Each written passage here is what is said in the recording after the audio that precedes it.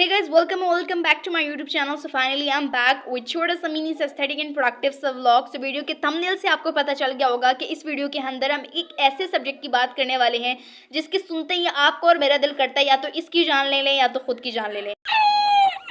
तो ना तो हम इसकी जान ले सकते हैं ना तो हम खुद की जान ले सकते हैं, बट एटलीस्ट इसको कवर करने की कोशिश कर सकते हैं।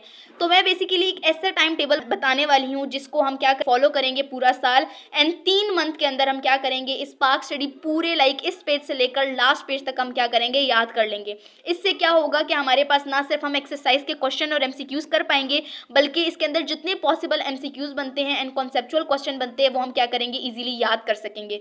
तो वीडियो को स्टार्ट करते हैं। तो सबसे पहले किसी भी सब्जेक्ट का टाइम टेबल बनाने से पहले इतना सब कुछ आपको पता होगा, पता होना भी चाहिए और होगा, तभी आप उसको क्या कर सकते हो, अच्छे से समझ सकते हो कि बेसिकली टाइम टेबल है क्या। तो इसी वजह से जो है पाक स्टडी का पूरा जो टाइम टेबल है उसको बनाने से पहले जो बैकग्राउंड है वो आपको मैं बताऊंगी और जो यहाँ पर मैंने लिखा भी हुआ है। तो सबसे पहले जो है हमारे पास कलेक्टिवली क्या है, 12 चैप्टर हैं। उन 12 चैप्टर में हमारे पास 234 जो है वो हमारे पास क्या है, पेजेस हैं। वो 234 पेजेस के अंदर 53 पेजेस ऐसे हैं जो हमने याद नहीं करने हैं। वो हमारे पास फॉर्मेटिव और सबमिटिव वाला नहीं है, बल्कि ये वाला है, ये वाला पेज, एंड उसके बाद हमारे पास जो एक्सरसाइज का हमारे पास ये वाला पेज होता है, एंड उसके अलावा ये और ये पेज होता है। ये जाहिर सी बात है हमने याद तो करना नहीं होता। तो ये हमारे पास पूरे बुक के अंदर कलेक्टिवली हमारे पास 53 पेजेस हैं। तो उन 53 पेजेस को जब हम 234 पेजेस से माइनस करेंगे तो हमारे पास 181 या 122 पेजेस हमारे पास क्या होते हैं, बनते हैं। ये तो बेसिकली पूरा सिलेबस हो गया। अब हमारे पास जो टाइम ड्यूरेशन है वो हमारे पास जुलाई से लेकर अप्रैल तक हमारे पास 9 मंथ्स हैं, ठीक है। अगर हम क्या करें, अब जुलाई से लेकर अप्रैल तक 9th मंथ के अंदर इसको कवर करने की कोशिश करें तो हमारे पास जो डेज हैं वो हमारे पास 255 डेज हैं। अगर हम क्या करें, 15 जुलाई से पढ़ना स्टार्ट करें। जाहिर सी बात है बहुत सारे स्टूडेंट के हमारे पास कॉलेजेस जो है वो खुले नहीं है, एंड ये वीडियो भी हमारे पास आते वक्त पता नहीं कितना टाइम लग जाएगा एडिटिंग करते वक्त, क्योंकि बहुत सारी और भी वीडियोज़ है जो मैंने अपलोड करनी है। तो इस वजह से मैंने 15 जुलाई से हमारे पास क्या हुआ है, रखा हुआ है। तो अगर हम 15 जुलाई से करना स्टार्ट करें तो अप्रैल में हमारे पेपर होते हैं, तो जाहिर सी बात है अप्रैल तक हमारे पास 255 डेज है। तो इससे आपको पता चला कि हमारे पास कलेक्टिवली 182 पेजेस एंड 255 डेज है, जो मोर देन इनफ है। अब अगर आपको मैं टू डू लिस्ट बताऊं, आपने हर रोज क्या करना है पाक स्टडी का, वो आपको अब अच्छे से समझ आएगा। अगर हम क्या करें, रोज 1 घंटा एक पेज करें। एक पेज का मतलब है कि एक ये वाला पेज एंड एक ये वाला पेज, तो इसका मतलब है 2 पेजेस हमने एक दिन के अंदर कवर किए, ठीक है। तो हम क्या करेंगे, 182 को क्या करेंगे, 2 से क्या करेंगे, डिवाइड कर देंगे, क्योंकि एक दिन के अंदर हमने 2 पेजेस किए हैं, जो कलेक्टिवली एक पेज जो है बुक का कंसिडर होता है। तो इससे हमारे पास क्या हुआ, 90 पेजेस हमारे पास क्या हुए, बच के। जब हमने डिवाइड करके 90 पेजेस निकाले, इसका मतलब ये है कि अगर रोज का हम एक पेज करें, जो हमारे पास बुक की नंबरिंग के अकॉर्डिंग 2 बनते हैं, उससे हम क्या कर सकते हैं, इजीली 3 मंथ के अंदर कंसिस्टेंटली अगर हम करें तो हमारे पास क्या हो सकता है, 3 मंथ के अंदर इजीली कवर हो सकता है। हमारे पास थे कितने मंथ, 9th मंथ, 3 मंथ हमारे पास क्या हुए, पाक स्टडी के अंदर लग गए। 6 मंथ हमारे पास क्या हो गए, रह गए साल। अब 6 मंथ जो है उसके अंदर इजीली हम क्या कर सकते हैं, रिविजन कर सकते हैं। एंड उसके अलावा हमारे पास जाहिर सी बात है, आपने सुना होगा कि एमडी कैट के जो स्टूडेंट हैं उनका हमारे पास जैसे ही हमारे पास पेपर हो जाएंगे फाइनल, उसके डायरेक्ट 1 या 2 हफ्ते बाद हमारे पास क्या होगा, पेपर होगा। तो उसके लिए वो क्या कर सकते हैं, अपने लिए टाइम जितना ज़्यादा हो सके सेव कर सकते हैं और उसकी तैयारी भी इसी के अंदर कर सकते हैं। तो इस वजह से हमारे पास आप लोगों ने देख लिया होगा कि अगर पाक स्टडी को अगर अभी से आप करना स्टार्ट करोगे तो एंड आपकी बहुत अच्छी तैयारी होगी। एंड ये मत समझना कि ये वाली पाक स्टडी 9-10 की तरह हम इजीली इसको कर सकेंगे एंड आखिरी दिनों में भी कर लेंगे इंपॉर्टेंट लॉन्ग और शॉर्ट करके, ऐसा नहीं है। क्योंकि उसके अंदर कलेक्टिवली थे ही 3-4 चैप्टर्स, एंड अगर उसकी थिकनेस और इसकी उन दोनों क्लासेस की बुक की थिकनेस को मिलाओ तो तब भी वो इसको बीट नहीं कर सकती, समझ आ रही है। तो इस वजह से इसको डे 1 से करना क्या है, बहुत ज़्यादा ज़रूरी है।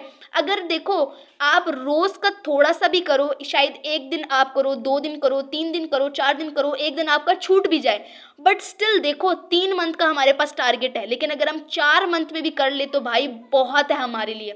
जाहिर सी बात है जो चीज़ इंसान सोचता है एग्जैक्ट उतनी एफिशिएंसी नहीं निकलती, लेकिन कुछ ना करने से कुछ तो बेहतर है ना। लास्ट में रिग्रेट लेकर बैठने के लिए कि भाई ओ गॉड अगर मैं पूरा साल कर लेता तो ये हो जाता, पूरा साल कर लेता तो इतने नंबर आ जाते, अब मुझे टेंशन नहीं होती।